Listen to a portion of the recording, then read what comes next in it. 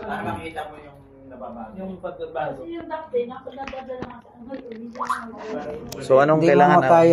Hindi mo makaya tong sakit nito kasi ipit. Ang natin, ito siya nakaipit, yung ugat na to, kailangan lumabas siya.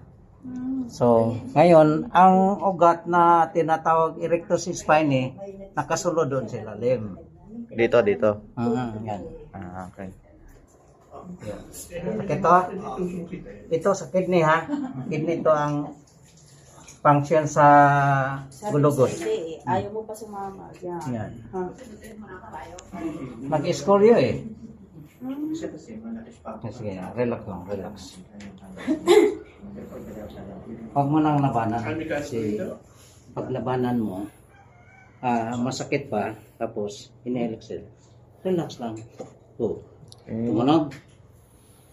Yun. Milk. Bata ka Dito talaga. kayo na sa kabila. Lagi ng gatos ang hana.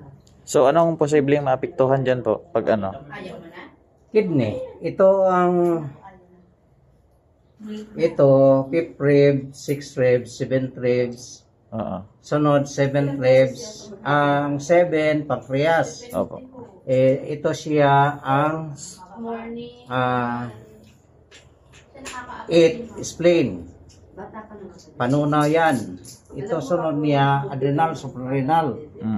Yung controller sa controller siya sa dugo. Pwede ka ma-high blood, pwede ka ma-kuan. Tapos adrenaline siya, pwede kang kuan, apektado niyan kasi sa taas to na kidney parang veins yun, apektahan. Ito si kidney yun.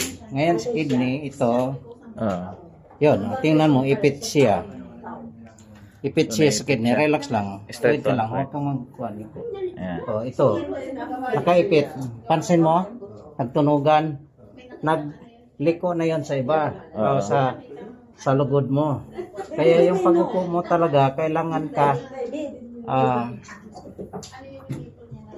straight ang ano po. Straight palagi, hindi ka magyuko. Naipit yan sa kuan dito. Relax. Chest out, chest out. Chest out po. Yan. Inhale. Inhale, exhale. Inhale, exhale. Meron? Malakas. Lakas yan. So, tumunog po siya ng malakas. Yan. Wow. Imagine ang dugo na magdaloy dito sa gilid. Ang dugo ang takbo niya 170 kilometers per hour. Ngayong maipit siya, sakit dito. Kasi delayed yung cycle. Naipit na pressure. Okay. Kahit anong gagawin mo dyan, inom pain reliever, masira na lang kidney mo.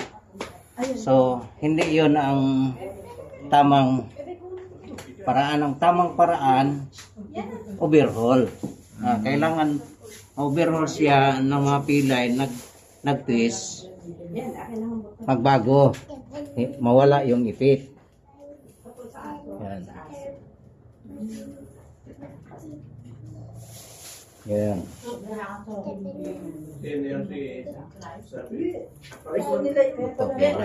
Okay. Relax. Relax. Inhale, exhale. Inhale, exhale. Relax lang, relax. Inhale, exhale.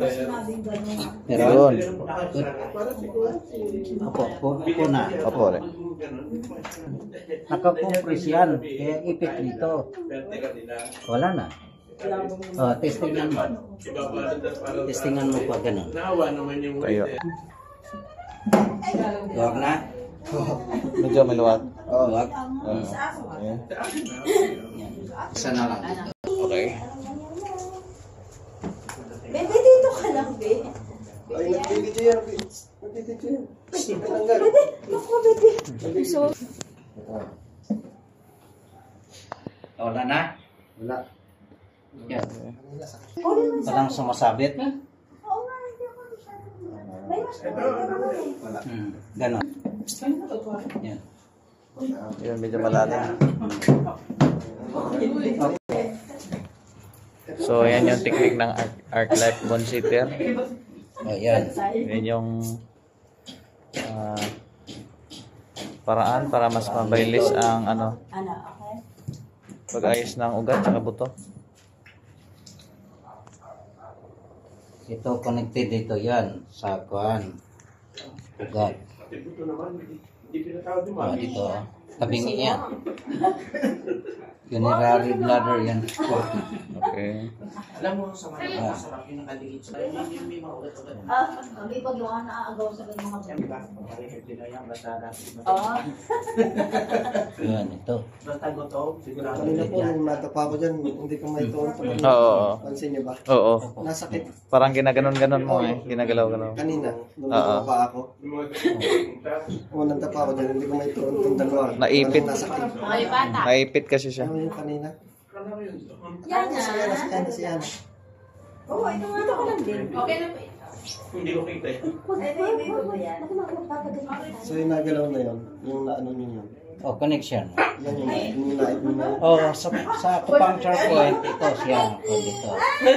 Ano? Mula dito, sa dito na ito, at saka ito, magdugtungan sila. Ito ang, ibig sabihin, itong pilay mo, oh. Medyo sakit to, ano. Kasi ramdam ko yung ano Oh. eh, kada ano nyo, ramdam ko yung nagalaw na ano. Ibig sabihin, mahilig ka mag-upo na gano'n. Ang upo mo gano'n, nagbaba to. Kaya doon na ito. Mm. Yun. Lagi ganyan ako. Yan. Naku, kung punta ka sa doktor, malaking